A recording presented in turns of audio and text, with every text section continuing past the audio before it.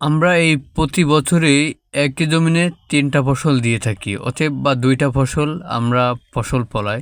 কিন্তু এবার শীতের মৌসুমে শেষের মানে আমাদের ধান কাটা হয়েছে আর বা এখন এই শীতের মৌসুমেতে ২টা ফসল দিলে একটা ফসল আসবে না। তাই এজন্য আমরা একটা ফসল দিয়েছি। এখানে আমরা আপনার সরষা আর ক্রেডাল একসাথে ২টো মিক্স করে দিয়ে দিতাম। কিন্তু এখন শীতের মৌসুমে তো এই কারণে এই সরষা বর্ণালী কুয়াশার জন্য আসবে না আর এই ফসলটা শেষ মৌসুমিতে দেখাও মিলবে না, কারণ এই শস্যটা সিজন বা মৌসুমি থাকে। যার কারণে আমরা এখন জমিনটা চাষ দেওয়া হয়নি, এমনি ডাউল বর্ণে দিয়ে দিছি। আর মাঝখানে যখন দুই একটা মিস গেছে বা দুই এক পরিমাণ গ্যাপ অনুযায়ী সেখানে তাকে খুশি দেওয়া হয়েছে। এখন চলেন আপনাদেরকে নিয়ে যাচ্ছে আমাদের সেই জমিনে।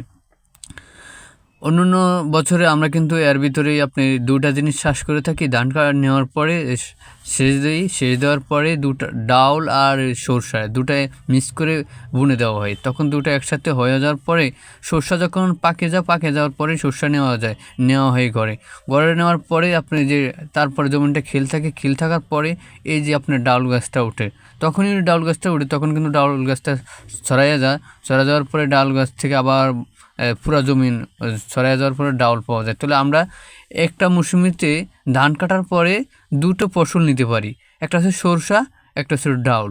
কিন্তু এবার আমরা কী করছি, আমাদের ধান কাটার পরে শুধু ডাউলটা বুনে দেওয়া হয়েছে। কারণ সরষা এখন বানালে এখন এই যে এই সময়কালে সেচ দিলে সরষা তো পাকানোর সময় আমাদের হয়তো গাছটা উঠবে, তখন আবার এই যে কুয়াশা গাছে উঠতে পারলে তখন ওই যে আপনার অনেক সমস্যা হবে আর তখন ফসলটাও ভালো হবে না। যার কারণে বিবেচনা করে এখন ডাল বুনে দেওয়া হয়েছে। এখন এই ডাল গাছটা আস্তে আস্তে বড় হবে, বড় হওয়ার পরে আমরা যে সরষা উঠে নেওয়ার পরে যে এই ডালটা পাবো এখনও তাই পাবো, বা হয়তো একটু আমাদের ক্ষতিটা বেশি হয়ে গেছে একটা ফসল থেকে। একটা সময় থেকে মানে কয়েকটা মাসের ভিতরে আমরা 2টা ফসল নিতে পারতাম, এখন কিন্তু আমরা একটা ফসল নিতেছি। যার কারণে আমরা খুঁজছি আমার নানা, দাদা, আমার বাবা এরা একসাথে জমিগুলো দেখাশোনা করে এবং আপনার যেখানে মায়ের গেছে ওখানে আবার ডাউল খুশি দিয়েছিল, মানে মিস গেছে ওগুলা দিয়ে করছে। আমি আসলাম ঢাকা থেকে বাড়িতে আজকে, তো একটু দেখি। মানে মূলত আমার উদ্দেশ্য আসা হয়েছে সরষা ক্ষেতে পিক নেওয়ার জন্য বা সরষার বিভিন্ন কিছু আকৃতি তুলে দেওয়ার। কিন্তু আসলে আমাদের এই জমিনটার ভিতরেই আমাদের এই জমিনের ভিতরেই পাইনি। তবে একটা জমিন পেয়েছিলাম আমি, একটু একটু এখন উঠেছিল। তার মানে ওটা আশা করা যায় অল্প কিছু ওর থেকে ফসল পাওয়া যাবে।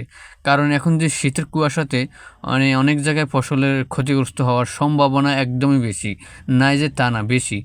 তো আমরা আজকের ভিডিওটা এখানেই রাখলাম। আল্লাহ হাফিজ।